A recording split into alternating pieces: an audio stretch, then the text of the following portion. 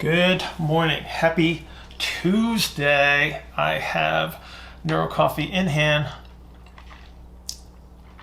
and it is perfect as usual. Okay. Solid Tuesday coming up. Looking forward to it. Got a great question from Jeremy. And Jeremy wants to talk a little bit about shape change associated with movement and how do we identify. Do we have a relative position change? Is it soft tissue? Do we have end feel situations that can be useful? And I'm going to ramble a little bit probably, but I'm going to try to tie all of this together to give what I believe is a representative model of what is actually going on, because there are a lot of things to consider when we're talking about active range of motion versus passive range of motion, end feels, etc. Because we have an interaction here of all things. We can't just look at things from this limited scope. And I think that some of the modeling that has been utilized in the past, it misrepresents a lot of things as to how they change as we move. So let me grab the pelvis here, since you did ask about pelvic shape change. So one thing that we want to always understand is that all movement is shape change.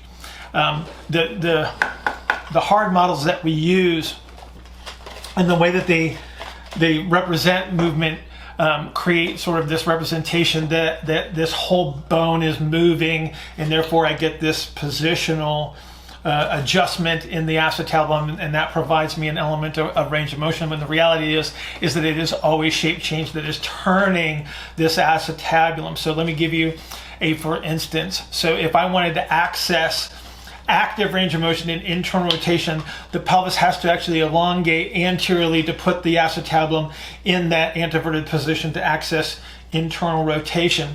However, if I'm performing passive range of motion testing on a table on a living, breathing human being, I'm actually inducing that shape change as I move them into passive motion. So if I have them at, say, 90 degrees of hip flexion, and I'm going to internally rotate that hip, that is me inducing the shape change. So as I push into the acetabulum and I turn them, I have this interaction of the tissues that surround this hip joint. I have the fluid volume in the hip joint itself that is creating the shape change, or promoting the shape change that will allow that pelvis to actually elongate anteriorly, expand anteriorly, and then I can access that internal rotation. So when I am successfully measuring normal hip internal rotation, that's what's happening.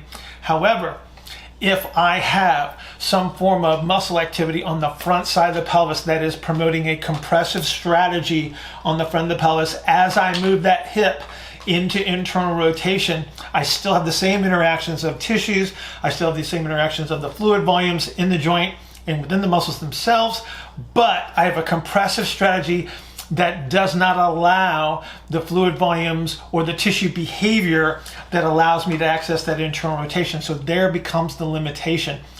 Each of those limitations is going to promote some form of an end feel. So if I look at viscoelastic tissues and the way that they're loaded, they behave differently under certain circumstances. So one of the representations that I always use is silly putty, because it is viscoelastic in its nature, and so it behaves just like viscoelastic tissues do. And so one of the things that we need to represent when we're talking about end feels is that if I pull on viscoelastic tissues very, very slowly, they elongate under my tension. So this would be much like a yielding action that would be associated with some form of active motion, but I can actually produce these yielding actions passively under these circumstances where I load the tissues very gradually. However, if I pull very, very quickly, you'll see that the tissues become very, very stiff, and then it snaps off very, very clean.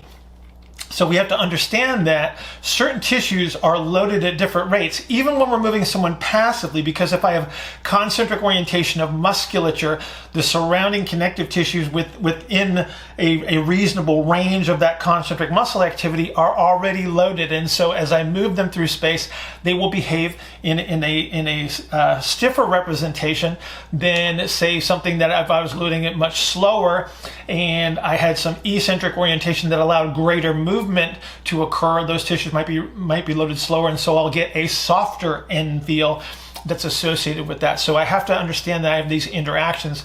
So again, what all this does is allows me to identify, one, what ranges of motion can I access, what strategies do I have that are limiting the shape change of in this case, the pelvis, and then is there any other influences from a tissue behavior standpoint that might allow me to determine what strategy this individual is using from an eccentric to concentric, yielding to overcoming strategy.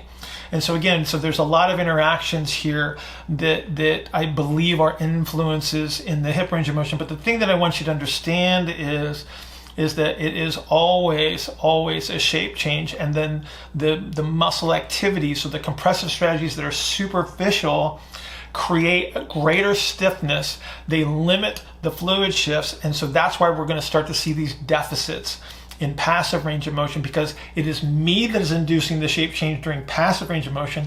It is the individual that has to coordinate the shape change to allow active range of motion. So I think if we had to narrow this down to like the big idea of today's Q&A is that all motion is shape change. You got to be able to do it actively, and I have to be able to represent it passively to know that I do have that shape change available to me under certain circumstances. So again, moving somebody on the table is not the same as standing up.